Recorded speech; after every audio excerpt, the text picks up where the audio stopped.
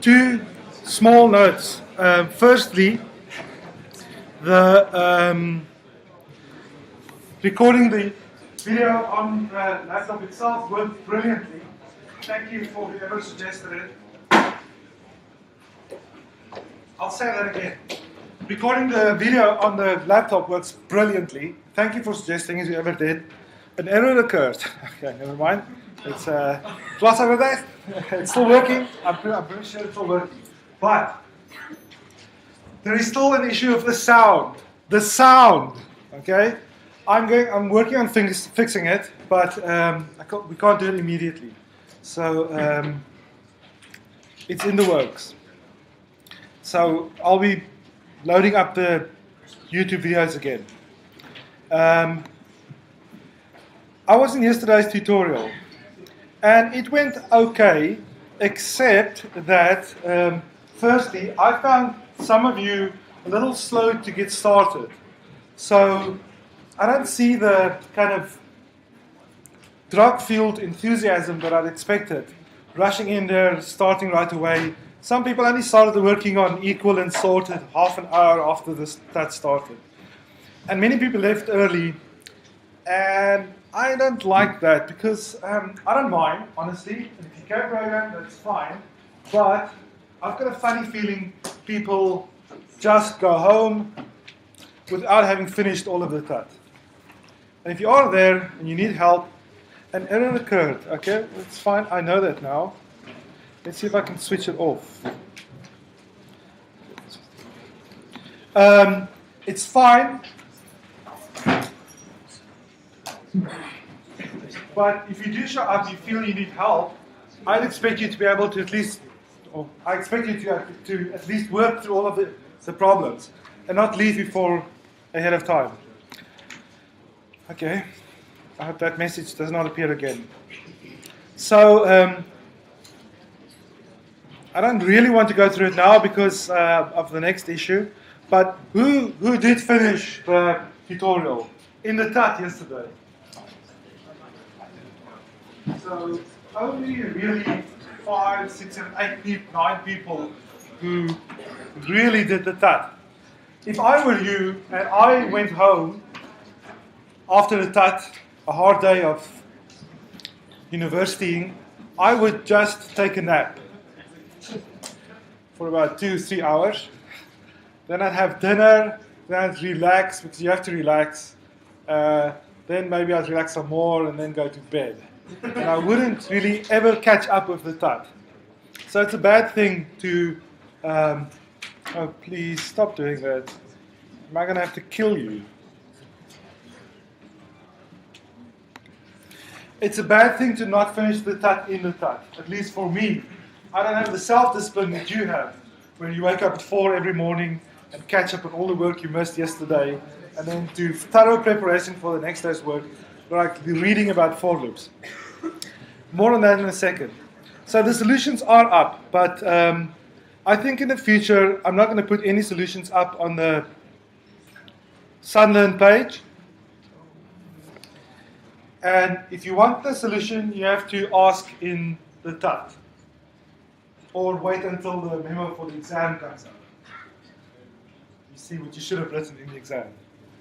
In the past, I'll be honest, I've been lazy and I have reused TUT problems in exams. So let's be honest, it'll probably happen again. It has happened before, it'll happen again. Okay, so that's the TUT. Secondly, I am already one class behind what the schedule says I'm at. And I'm a little worried that we are going to fall way behind. Now I know you read, and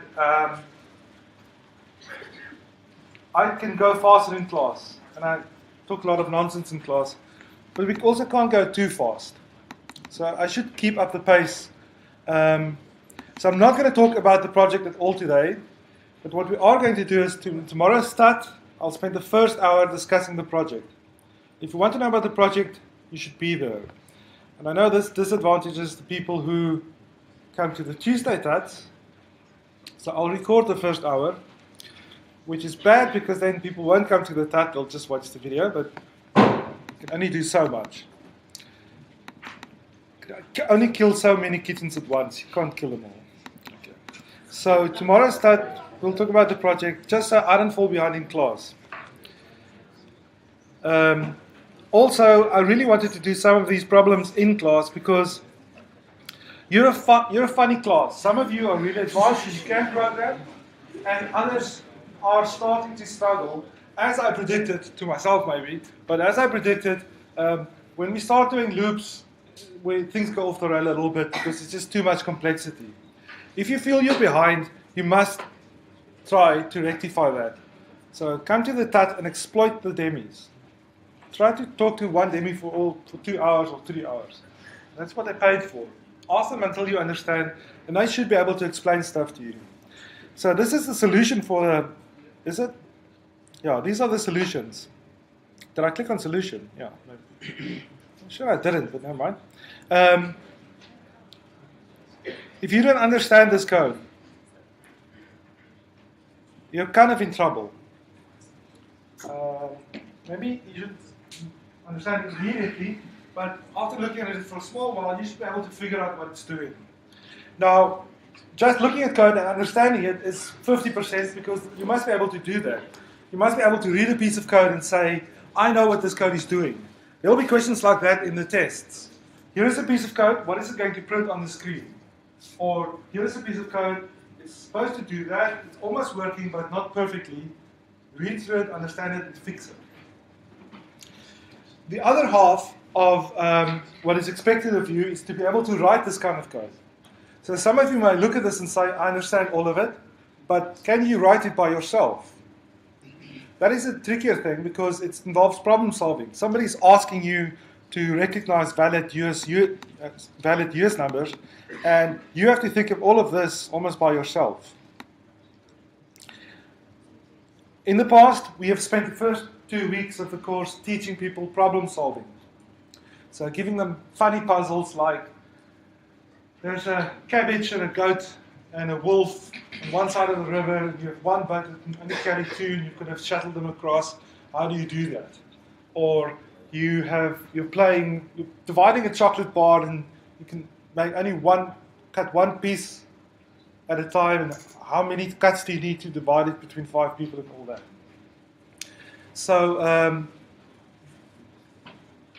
that might work, but it didn't have much effect, at least when we did it last year. So the only real way of learning to solve these kinds of problems is to do many of them, to do many exercises, to work through all of the TUT thoroughly on your own, to work through the quizzes, which are kind of easier because they're just trying to teach the mechanics, to work through the exercises in the book, and to work through exercises you find online. Online is difficult because you don't know if it's a really easy problem or really difficult. But at least all the stuff in the TUT is what we kind of expect you to be able to do. And you'll agree that equal was pretty easy, wasn't it? But people struggled writing this if condition.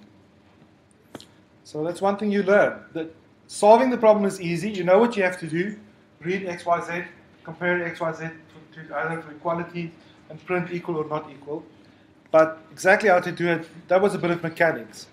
Sorted, getting a little trickier. Simple calc, well, a little trickier still to write it neatly. Some people struggled solving that problem, and US number, okay, here things go crazy. Look at the solutions and try to do them again yourself from scratch. Rightio.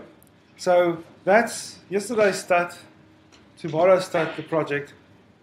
Now I can talk about the next step in your evolution.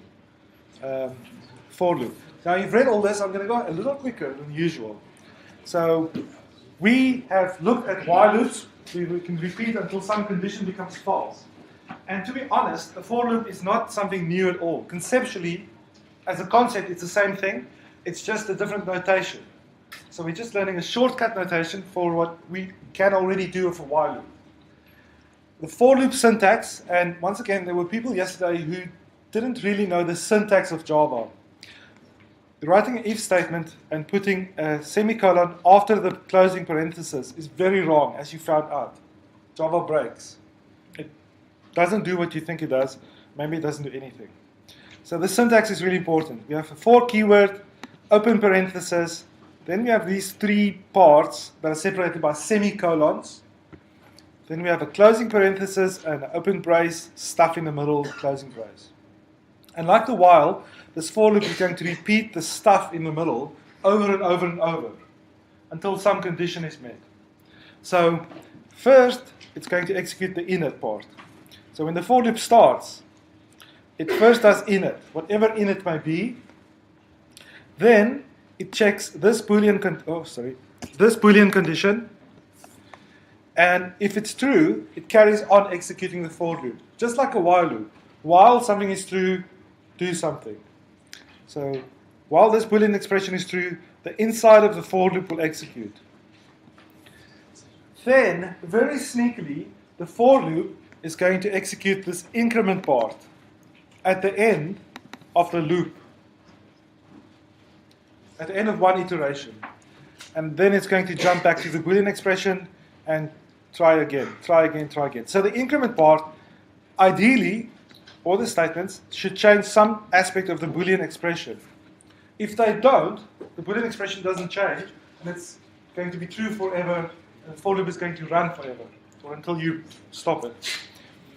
But usually the increment part changes the Boolean condition, and when we jump back up, in one iteration it will become false, and we can stop.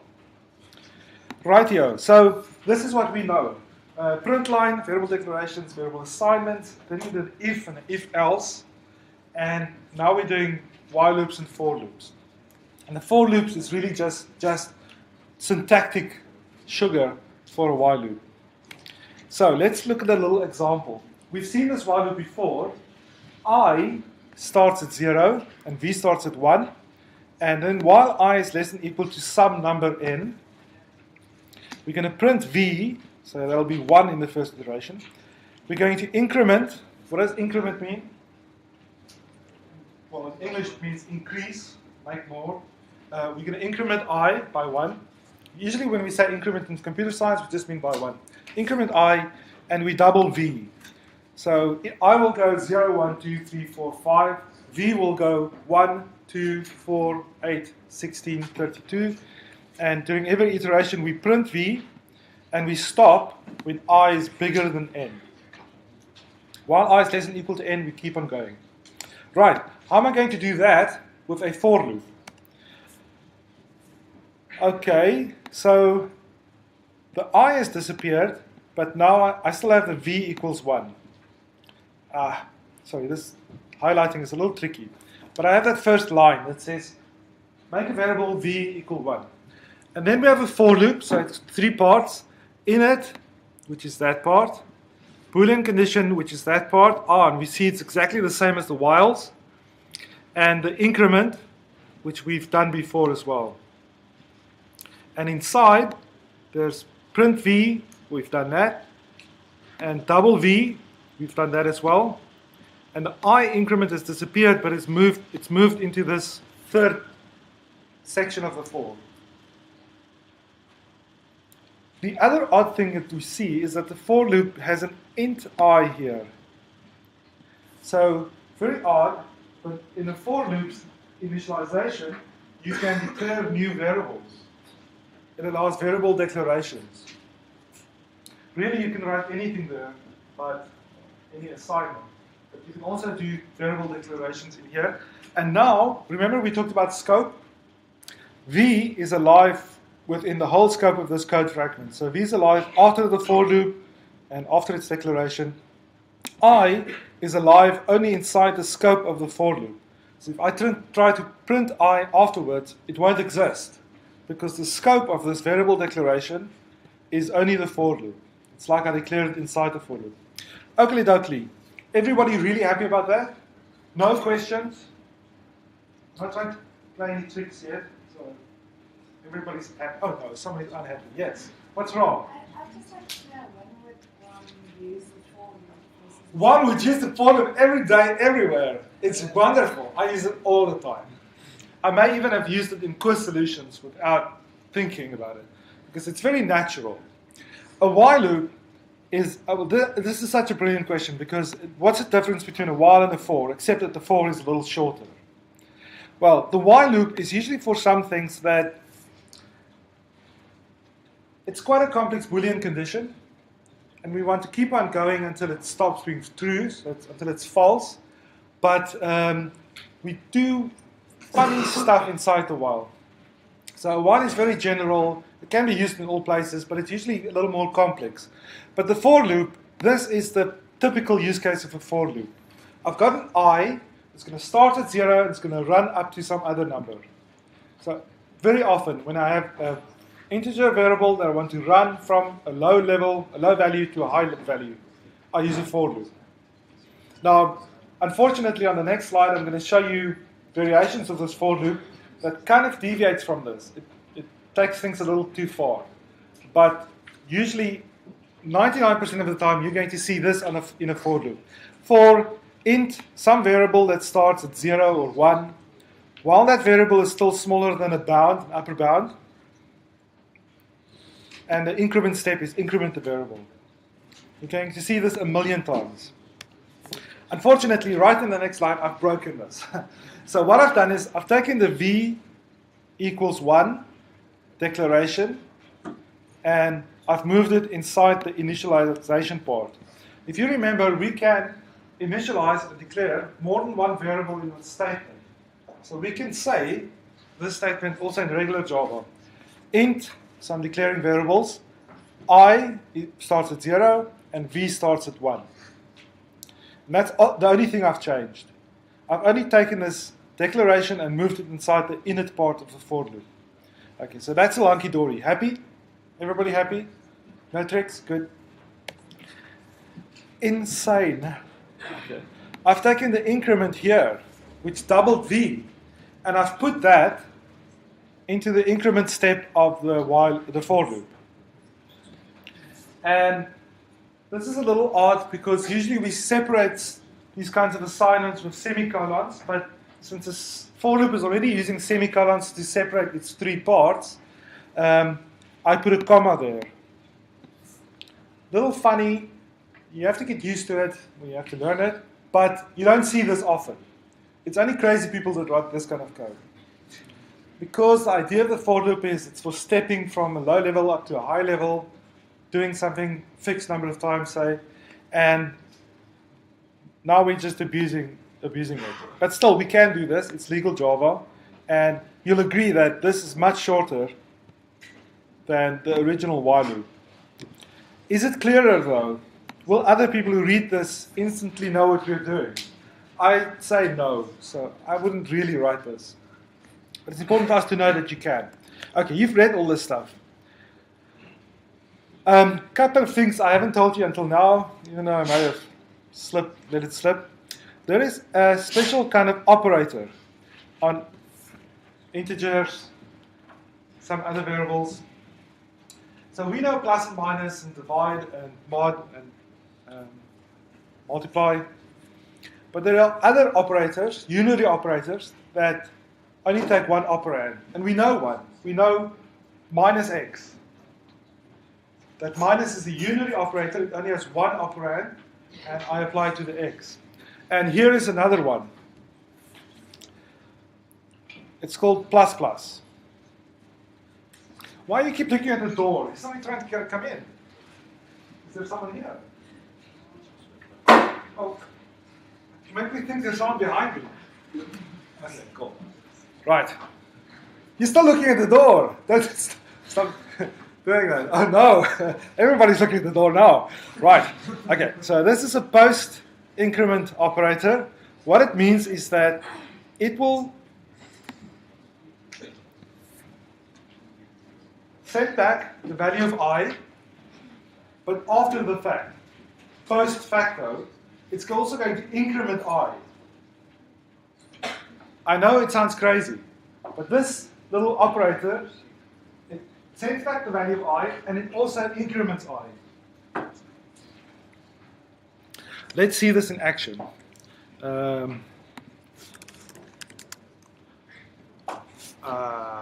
I'll call the file post inc.java. Just reuse the previous one, post ink. Oh,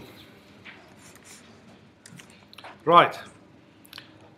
Int I equals 44, I plus plus.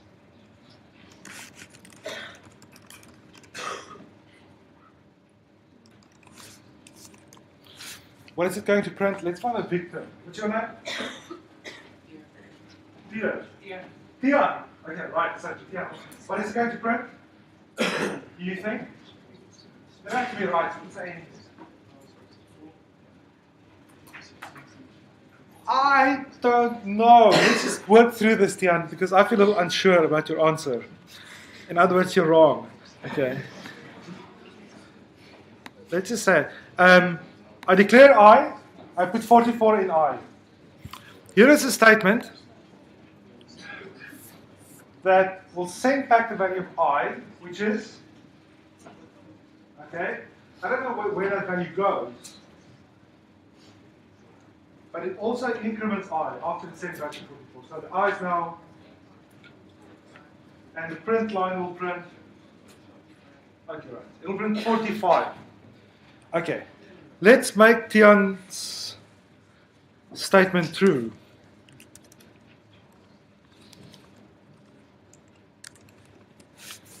Okay, Tian, what will it print? 10. Okay, right. So it'll print 44 because I plus plus is going to send back 44. It'll increment I, it'll be 45, but it's not going to print 45. It's going to print 44. And this, oh, maybe I should show you just because you don't believe me. Okay. Java compile post inc. Maybe we should do a little testing class. 44. Okay.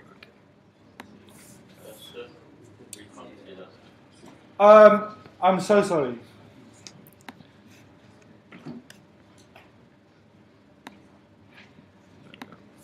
So, believe me now? Yes. Okay, excellent. Right, let's do a little testing class. Let's write a little test. Tian, are you ready? You'll be taking this test.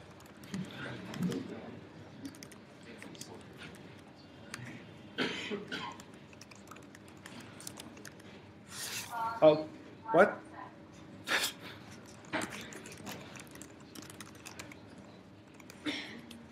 Let's do the other way around. Oh, this is going to be so much fun. Okay.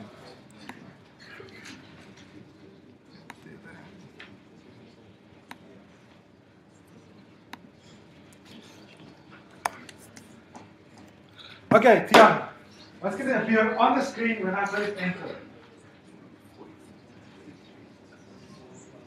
Yes. You get 1 out of 3. Next victim, name, Josh. Okay, so Tian said 77, 44, 33. Yes? Okay, 1 out of 3. Next, Josh. Oh, damn, you kid. Okay. So, Tian, you know what's going on? Okay, cool. I sends back 44 because that's the value of I, but it increments I, so I is 45, but I've got 44. Plus, J is 33, it'll send back 33, 44 plus 33, 77, that's what it's going to print, but it'll also increment J. So J is 34, and when I print I, it's 45, when I print J, it's 34. Rightio.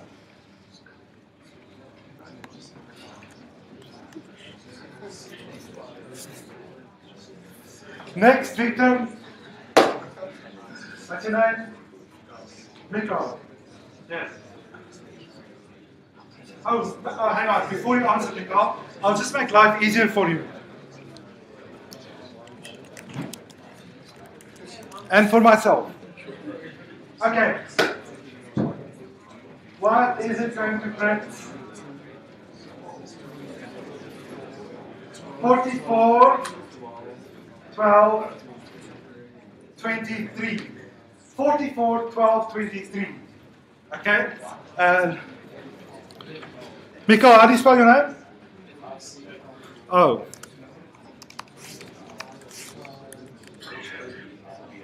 What do you want? H-A-L-I. I-L.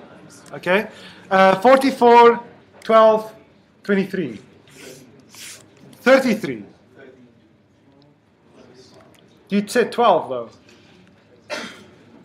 Okay. Let's just get a few more answers. Next. Joseph. Same or different?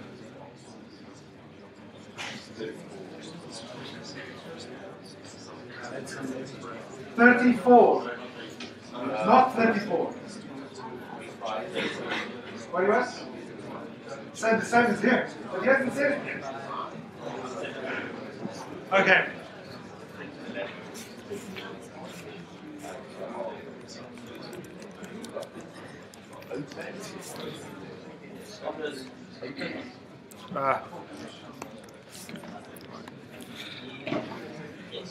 Let's recompile. Who is right? Will it be Mikael or others? You are so cruel and think you're so clever. Okay, here we go.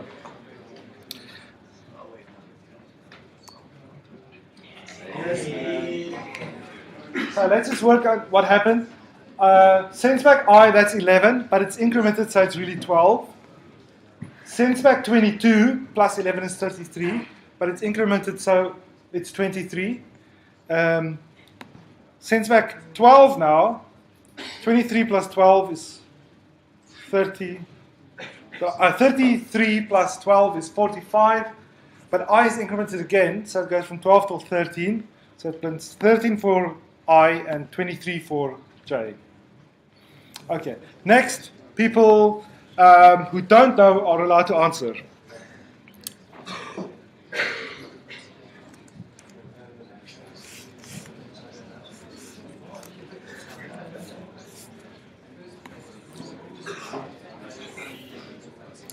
Joseph?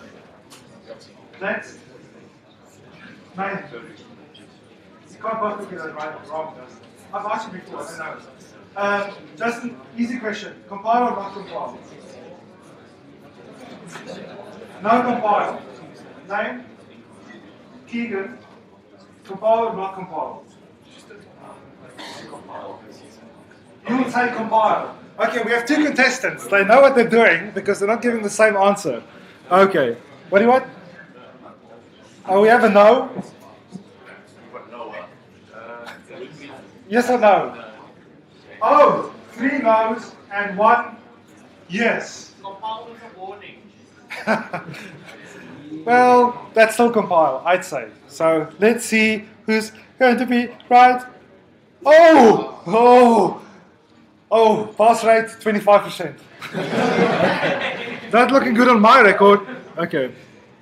So we haven't seen this before, but in Java, I'm allowed to write arbitrary expressions.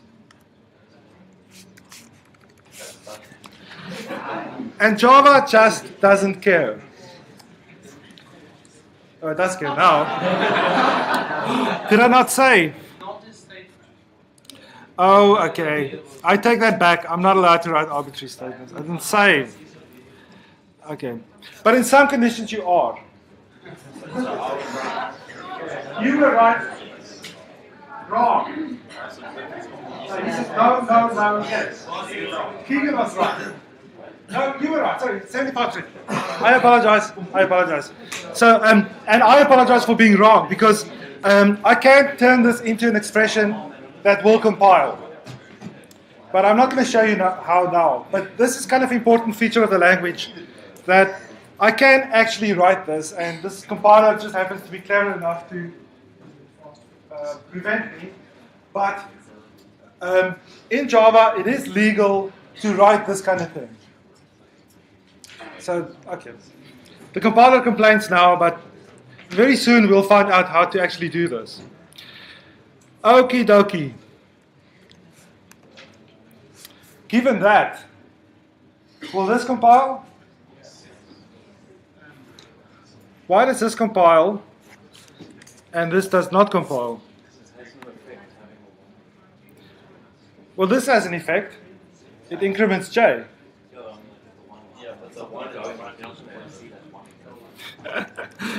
This also has an effect. And it also sends back a value. But this is part of the kind of like subtleties of this compiler. So let's gloss over that problem.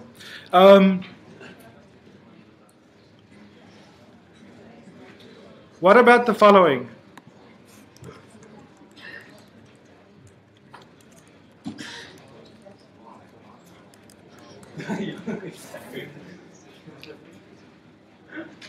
Keegan, Justin, Joseph, Nicole, Josh, Peter. Got it? Right. Next, what's your name? Tristan, yes. Hasn't changed. Compile. No compile, so you're not going to tell me what it prints. And then again, Nicholas.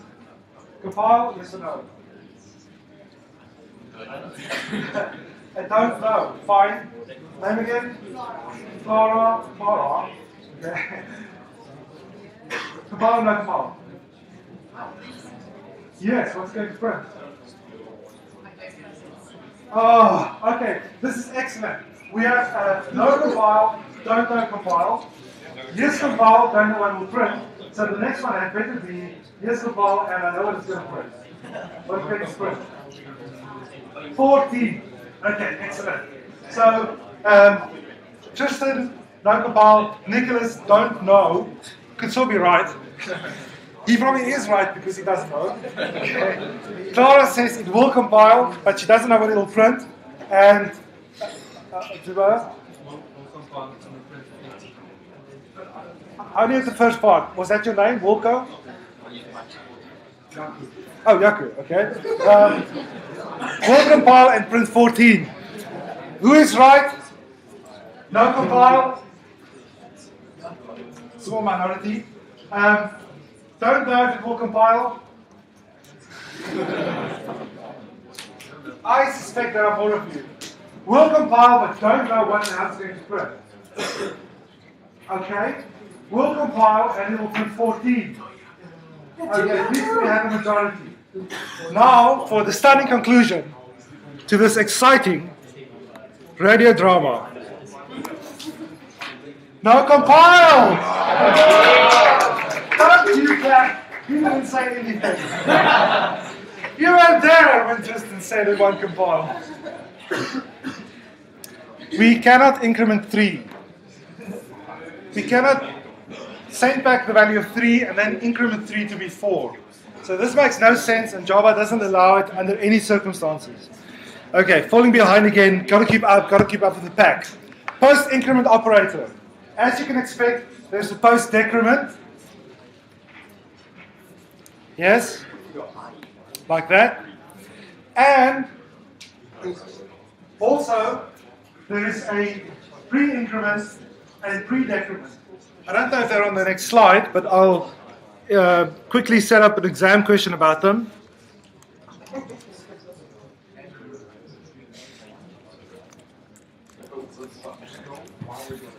Okay, right, let's see if I can talk Paul. Leon, Josh, Nicole, Joseph, Justin, Tristan, Nicholas. No, let's not skip you. It'll come back to me. No, hang on. Just Justin. Clara, Yaku. So what? The British Isle. Marco, yes. Marco is very Italian name. What's will compile? No compile. Okay. And Justin. we're gonna live one. Yes. Will compile. For argument's sake, You don't have to. It's for the exam. You don't feel pressure. Just because the people next to you say one answer and you see that on your screens, don't think you have to do the opposite. Okay? Will compile. What will print?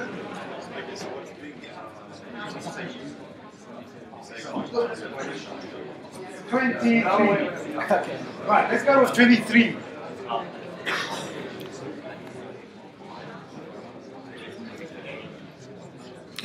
Oh, Yes. no compile. Why not? Well, this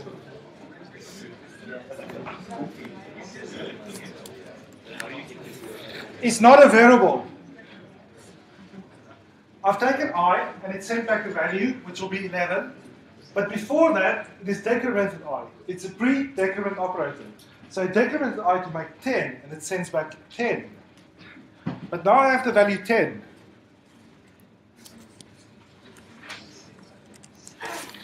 And I can't post increment 10. I can't change 10 to 11. Just like I couldn't change 3, I'm not allowed to change 10. And Java's not clever enough to say, oh, well, I saw there's an I in there somewhere, so I bet you want to post the increment I again. So, not allowed. That was kind of unfair. Let's do a retake. Keegan. Jacob, Justin, Marco, Matthew, Justin. No, your name is not Justin. Marco. Compile. Yes. Yes, compile, print. Uh,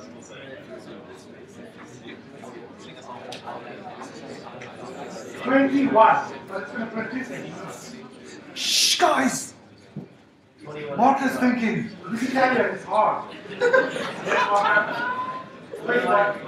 21 and 12. Oh, goody. 21 and 11. 21 and I'm on it. What? 21 and 11. 21. Okay. Negative 11. Let's not. Let's not say we did. Yes, Matthew, compare. You agree? You? Yeah, well. Yes. Let's just see if the three of them are right. Compile, yes, of course. I'm doing everything right. I'm using a pre-decrement operator, that's fine. I'm using a pre-increment operator, that's fine as well. When I pre-decrement I, it'll go down to 10, send back that value. And it'll go back up to 11, send back that value. 10 plus 11 is 21.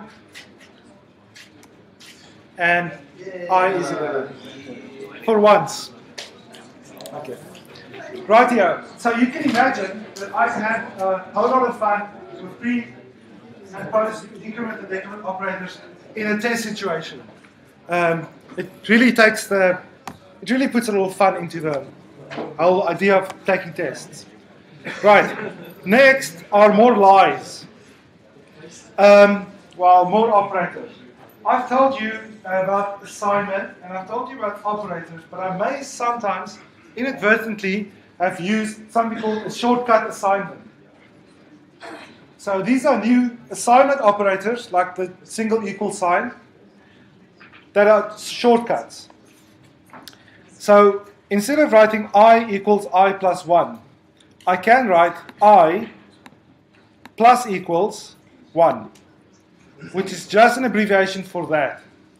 Whenever I write I equals I plus, or J equals J minus, or in this case V equals V times, I can use a shortcut and just write the arithmetic operator and the constant or other number expression I want to add.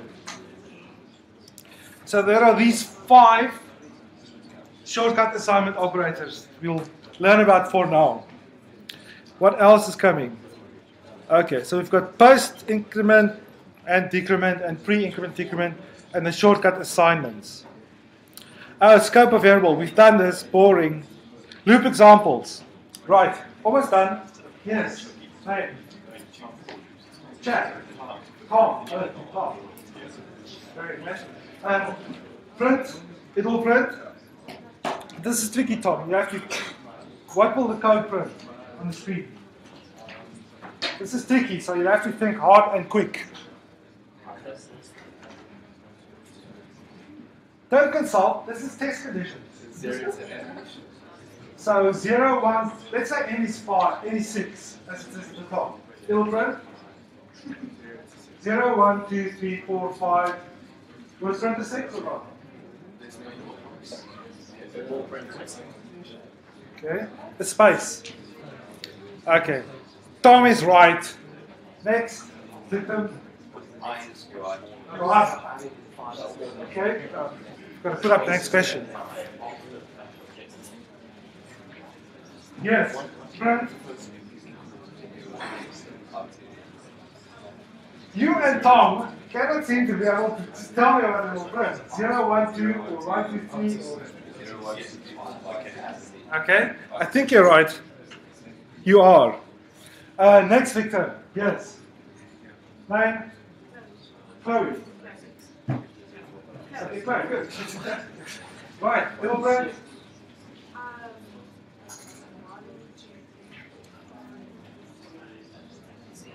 Okay, goody good. We're still right. Next victim, name. Kristen, yes.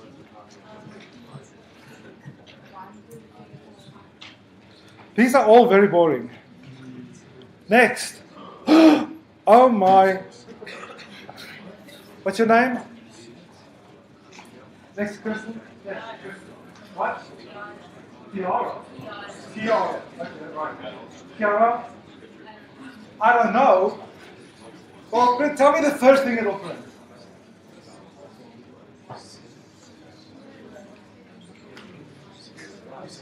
I is equal to, okay, and while I is greater than 0, is 6 greater than 0? Yes. Okay. So say that again, 6, 5, what? 4, 3, 2, no 0. No 0. If you say so. Next victim, Rivaldo. Yes. Okay, so we'll start by 6. Yes. 5, 4, 3. 2, 1. I think it was not by. Yeah, we'll start by 3. Okay, so no 1. That is absolutely wrong. Okay. So I printed the 1 because when I was equal to 1, is 1 greater than equal to 1? Yes. So go inside, print 1 plus a space. There it is, 1 in space. Then do the increment part, which in this case is a post-increment operator. So it will send back the value 1, but we'll ignore that. It will make I1 less, it will be 0. But go, jump back up, check again. Is 0 greater than equal to 1, Rivaldo? 0 greater than 1. So it will stop. It won't go inside again when I is equal to 0. So what if the double minuses go from the other side? What is go to 0? If we put the minus in front, nothing will change in this case. And in the top scenario? Nothing will change in that case either. Okay. Do I have one more? Oh, oh, oh. Shh. Victor, nine. Oh, Shamisho. Shamisa. It'll print. What's the first thing it'll print? 1. And it'll print 1. Then do the increment. So I plus equals 2. So I is now. Okay.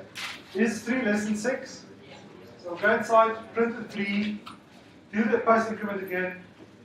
3 plus 2 is 5. Is 5 less than 6? Yes. Print it again, so it's 5 that's been printed. Do the increment, I is now 7. Is 7 less than 6? No. Ooh. So it'll stop. Okay. Do I have one more? And then we stop. I promise. What's the time? Oh, I've got loads of time. I still have to repeat all this in Afrikaans, but it's easy peasy. Victim. Yes. No, 9 first. 24. Hannah. Because I know all your hands now. Sian, George, Nicole, Joseph, Justin, Keegan, Tristan, Nicholas, Clara, Jakub, Marku, Matthew, Justin, Tom, Chloe, Kristen, Kiara, Rivaldo, Jamiso, Kalisa, Shaq, Hannah. 036. Nothing more. It will print the 6. You're very sure. Are you 20 rand sure? Fine. I'll stop. Okay. Baie vinnig in Afrikaans. Moenie wegpak nie. Shh, almal bly net stil en kalmeer. As jy nie Afrikaans verstaan nie, if you don't understand Afrikaans, close your eyes and lie back. This will be guided meditation. Listen to my voice, soos jy meer en meer ontspan. Okay, so, ons kyk na 'n voorlus. Dit is eintlik net 'n afkorting vir 'n wireless. Baie belangrik want ons gebruik dit oral, die hele tyd. Amper elke program het 'n voorlus in. Al die kursusse het voorlusse binne-in wat julle nie kan sien nie. Want om vir die antwoorde te toets, gebruik ek voorlusse. Hulle bestaan uit daardie 3 dele, die initialisasie, die kondisie wat gaan sê of dit moet herhaal of nie, en dan 'n inkrementeerstap. Julle moet voorlusse oefen, en ek gaan quizzes op die website, ek het nie dit in Engels gesê nie, dis 'n bonus vir die Afrikaanse mense, moenie vir die Engels sê nie. Okay? En die ander ding wat ek genoem het is, môre in die stad gaan ons die eerste uur lank die projek bespreek, en die YouTube goeders werk goed as ek dit op die rekenaar opneem. En daar was nog een klein ding, die tutoriale. As jy nie kan programmeer nie, moet jy regtig die tutoriale bywoon, en jy moet hulle klaar maak. Maak seker jy kan al die vrae doen voor jy huis toe gaan. Moenie vir jouself sê, jy gaan by die huis vandag, die tutoriaal werk nie, want in my ervaring gebeur dit absoluut nooit. Vanaand moet jy die vullistromme uitneem en jou leeswerk doen vir môre. Daar gaan nie tyd wees vir die tutoriale nie. Jy gaan nooit weer in jou hele lewe, as jy nog 80 jaar leef, jy gaan nie weer terugkom en daai tutoriaal doen nie. Nooit weer nie. So ek sien julle van julle môre in die tutoriaal. Okay, baie dankie.